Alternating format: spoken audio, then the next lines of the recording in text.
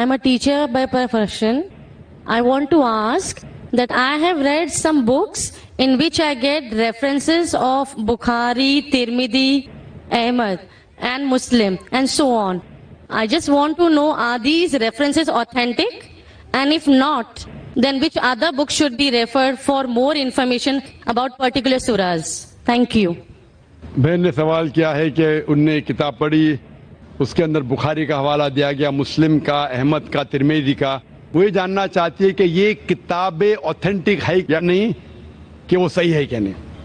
आपने कौन सी किताब पढ़ी मुझे पता है, तो वो किताब के बारे में नहीं कह सकता हूँ, लेकिन अगर आपका सवाल है कि बुखारी, मुस्लिम, अहमद, तिरमिज़ी सही है क्या नहीं, हम कुरान में मानते हैं और मोहम्मद सल्लल्लाहु अलैहि वसल्लम की सही हदीस में मानते हैं.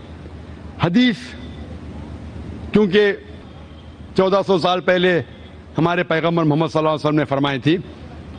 हदीस 3 किस्म के होते हैं, सही, ज़ईफ और मौजू. सही मतलब पुख्ता, ऑथेंटिक. ज़ईफ मतलब वीक, मतलब कमज़ोर.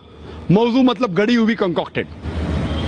जहाँ तक कि सही मुस्लिम और बुखारी का सवाल है, ये दोनों किताबें सही मुस्लिम और बुखारी, उनमें से 100% जितने भी हदीसें हैं अल्हम्दुलिल्लाह सही है, दे ऑथेंटिक. बाकी जो किताबें हैं सियासत्ता या कुतुब सित्ता के, तिरमिज़ी, सुनन अबू दाऊद, इब्न माजा और सुनन निसाई, ये 4 जो किताबें हैं कुतुब सित्ता के, इनमें से अक्सर हदीस सही है, लेकिन चंद हदीस इसमें ज़ईफ है. इनके बारे में एक बहुत बड़े आलिम है शेख नासरुद्दीन अल्बानी रहमुल्लाह, उनने इन पे तहकीक की और 2 अलग जिल्द बनाए. सही अबू दाऊद, ज़ईफ अबू दाऊद. सही तिरमिज़ी, ज़ईफ तिरमिज़ी. सही सुनन निसाई, ज़ईफ सुनन निसाई. इस तरीके से तकसीम किया. ये चारों जो किताबें हैं अक्सर में से हदीस सही है, लेकिन कुछ ज़ईफ हदीस भी है. तो अगर आप जानना चाहते हैं कि अगर कोई हवाला दिया बुखारी का या मुस्लिम का, आप आंख बंद करके समझ सकते हैं ये सही है. लेकिन अगर कोई हवाला दे रहा है अबू दाऊद, तिरमिज़ी का, सुनन निसाई का, इब्न माजा का, आप सोच सकते अक्सर सही होंगे. लेकिन अगर आपको शक है तो आप नासरुद्दीन अल्बानी की किताब के बारे में तहकीक कर सकते और पता लगेगा कि इनमें से चंद हदीसें ज़ईफ है, और उसके बाद आपको पता लगेगा क्या ये सही है कि नहीं. तो कुरान मजीद के बाद जो किताब है जो मुसलमान कह सकते हैं कि पूरे तरीके से सही है, वो बुखारी है, सही बुखारी है. उसके बाद सही मुस्लिम है, और बाकी के 4 किताबों का मुताला करना चाहिए, उनमें से अक्सर हदीस सही है. Hope this answers the question. मेरा नाम रणधीर बहादुर गोयल है. मैं ये जानना चाहता हूँ कि इस्लाम धर्म की स्थापना कब हुई और इसके संस्थापक कौन थे?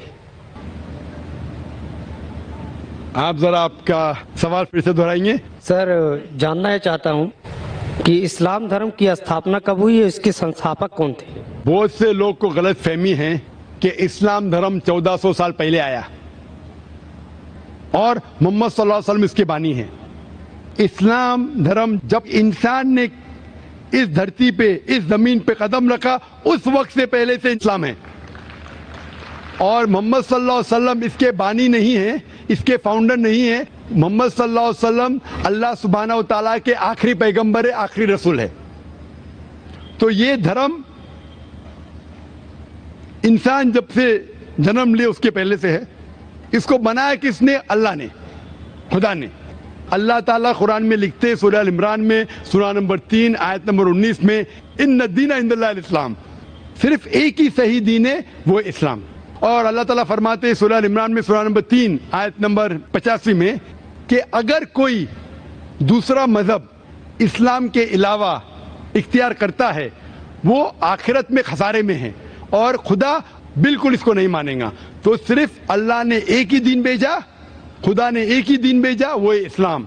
तो जितने पैगंबर आए, आदम अलैहिस्सलाम, नूह अलैहिस्सलाम, ईसा अलैहिस्सलाम, मूसा अलैहिस्सलाम, मोहम्मद सल्लल्लाहु अलैहि वसल्लम, सारे पैगंबरों ने एक ही मजहब सिखाया, वो है इस्लाम.